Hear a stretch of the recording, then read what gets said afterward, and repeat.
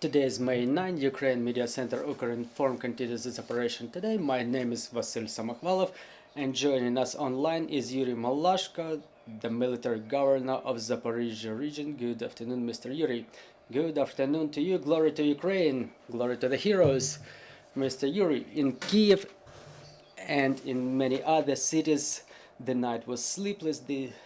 So how did it pass in your region? Well, you know, every day the enemy commits more and more strikes, like 68 strikes tonight along the 19 settlements along the forward edge of the battle area, and they used UAVs, cannon artillery and MLRS for those strikes. Well, the matter of everyone's concern is the information about the organized or not so organized evacuation of Russians and collaborationists from the temporarily occupied territories. What can you tell us about this? Does it have any mass nature and is it really organized? Well, according to the information that I have, they do it. First of all, they organize the evacuation of their families, including the collaborationists. They organized the evacuation of children, which should look like leave for recreation. So we're observing the first steps, so to say. What is the advice? Or we understand that Russians may want to deport the people from Tokmak. What should people do? Should they leave? Should they stay? Should they resist? Do you have any advice for the Ukrainians? Well, Ukrainians are Ukrainians. They have to stay in their land, first of all. And you know, there were cases when they forcibly deported families to Berdansk, for example, and they left those families there and they left them on their own. So people usually just go back cautiously because they are afraid that their homes will be pillaged. And we see the activities of the occupiers in Melitopol, how they were stealing the air conditioning systems, they were stealing everything that was looking like things that didn't have any owner. Well, about the situation in Zaporizhia nuclear power plant, there was information that the plant was being mined yesterday or the day before. The proxy governor Balitsky announced the suspension of the operations in the nuclear power plant. So can you give us some comments what's going on there? Well, first of all, Zaporizhia nuclear power plant is out of service now.